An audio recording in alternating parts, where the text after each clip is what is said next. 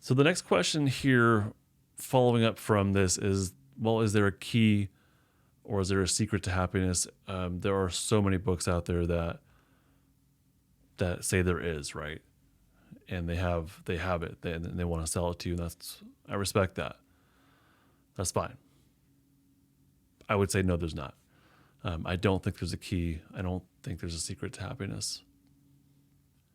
Usually, the things that we associate as being keys to happiness are a result of accessing your safety state. So things like better relationships, forgiveness, having empathy for other people, being successful, having a purpose to your life, having a positive outlook.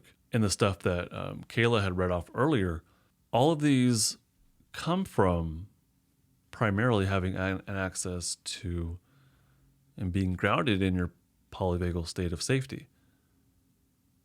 These are not secrets. These are not keys to happiness. They are the result of safety, of being in your safety state. I don't mean exactly literal safety in the environment, but I mean, or interpersonally. No, I mean more you're accessing your biological pathways for safety. Really, then we're very backwards in how we understand happiness and how to get to happiness. We look at the results of happiness. We're looking at things backwards. We're looking at what happens after we are accessing our safety state and then attributing it to happiness as being a key to unlocking happiness. So we're looking at those healthy relationships that develop after being grounded in your safety state. And we're saying, oh, the healthy relationships caused the happiness. And of course, it's going to reinforce it. But I would say primarily forgiveness, empathy, healthy relationships come after being grounded in your safety state. And I'm not talking about having healthy co-regulation and safe relationships in childhood. I'm talking about more as you get older and coming out of a traumatized state, that you kind of first have to have some level of self-regulation if you're doing this on your own to get to safety, which then would lead to the things that we associate with happiness. But no, instead we look at things very much kind of like in the reverse order. We look at, well, you have to have empathy first, you have to have compassion first, and then you'll be able to be happy. But these aren't things that you can just flick on. You can't really just turn on empathy. You can't really just turn on forgiveness or healthy relationships. You can't just turn on success exactly. Like, how do we have these things first in the first place? Like, how do we have strong relationships with loved ones in the first place? No one ever explains that. I don't think they don't really explain how to flick that switch in order to then feel happy. Actually, I went ahead and asked ChatGPT, and Kayla's going to read what ChatGPT says are 10 ways to improve relationships. And we'll see, maybe there'll be something in here that we can latch onto in order to get better relationships, and then to get happiness. 1. Communicating openly and honestly. 2. Showing interest and actively listening to what they have to say. 3. Showing empathy and understanding. 4. Being reliable and dependable. 5. Being willing to compromise and make sacrifices. 6. Showing gratitude and appreciation. 7. Spending quality time together. 8. Being supportive and encouraging. 9. Being able to forgive and move on from conflicts. 10. Continuously working on the relationship through effort and commitment. All 10 of these, though, seem to require some level of safety state activation as well. So no one tells us how to have the strong relationships in order to get to happiness. They say have strong relationships will equal happiness. Okay, but how? And then ChatGPT here gives us 10 examples. But even then, all of those, I think, require some level of safety state activation. So the issue is not what makes you happy or what's the key to happiness.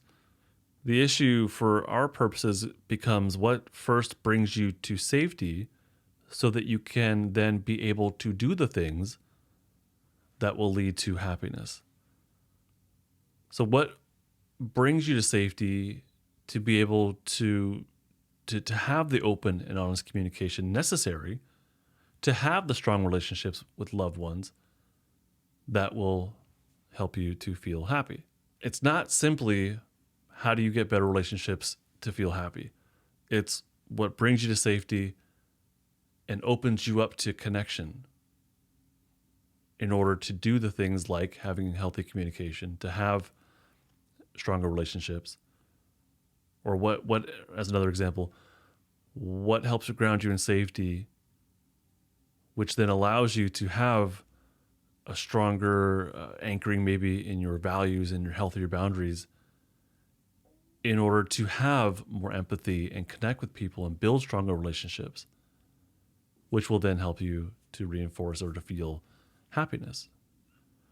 It comes down to what grounds your body in your safety state. So for me, my example here is when I'm more dysregulated, sometimes I just feel like numbing out and playing video games. It's a distraction. It's not grounding me in my safety state. It's simply distracting myself. And there's that's fine. Like that can be okay. I'm not saying don't do that. That can be abused. That can be taken too far. All these little behavioral adaptations that we do. So mine is I'll go to video games maybe. That's not grounding in safety. It's purely distraction for me. The alternative to that through self-regulation would be that I ground myself in my safety state through mindfully experiencing the present moment. I listen to what my body needs, and maybe it needs quiet, maybe it needs movement. So I listen to what my body needs, and then when I'm grounded, I'm able to then connect with my wife or play with my kids. I'm able to make dinner in happiness, even though I absolutely hate cooking. So if I just play video games, I don't get to do those things. That just distracts me and numbs me out kind of.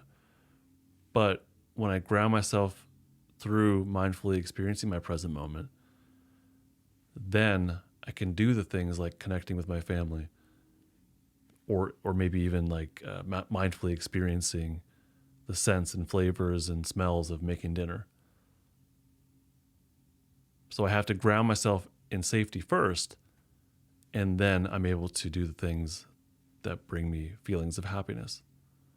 So the things are not the primary factor. To me, the way I understand things is the safety state is the primary factor, which then allows me to do the behaviors that will then trigger or help me to reinforce feelings of happiness. If you're interested in my courses, Building Safety Anchors would be the recommended course for discovering and building your safety state. And then once you have more anchoring in your safety state, a stronger vagal brake, once you have developed that safety state strong enough, you'll be able to then work on further trauma if that's what you're going for. But just for our purposes with this episode, the more you anchor yourself in your safety state, the more happiness you'll potentially be able to create. So it's not about like do this behavior, do that behavior. It's how do you build the strength of your safety system? Can you identify what it feels like? Do you know what mindful practices help you feel more in your safety state? And then can you build from there into happiness? You can go to justinlmft.com/buildsafety to learn more about building safety anchors. justinlmft.com/buildsafety. Go easy on yourself, though. Happiness is not easily attained, I don't think. I feel like I'm still working on it. There's plenty of things that I'm working on that help me to feel more in my safety state, more connection, more happiness even. So it's not easy. Go easy on yourself. And it's possible, I would say it's definitely possible to feel happiness even when you're living in a generally traumatized state. It's difficult, and it's probably more difficult to access your safety state and stay there. Yes, I know. But generally, it is possible. What I would encourage you to do is not look for that one technique or behavior that somehow triggers a feeling of happiness. That's not, I would actually encourage you to identify what helps you to feel more grounded in your safety state, to experience that, to build that. And then from there, how do you use that as a platform to then feel more happiness? I do have a nifty gifty for you. It is my polyvagal checklist. I'm talking about a whole bunch of polyvagal stuff. If you need to brush up on that, or if you need some guidance, go to justinlmft.com/polyvagal checklist. And there you can download a really simple one sheet I have for you that has the essentials of the polyvagal theory. As you're learning it, just check it off or use it as a guide on what to learn next. You can do that as well. justinlmft.com/polyvagal checklist.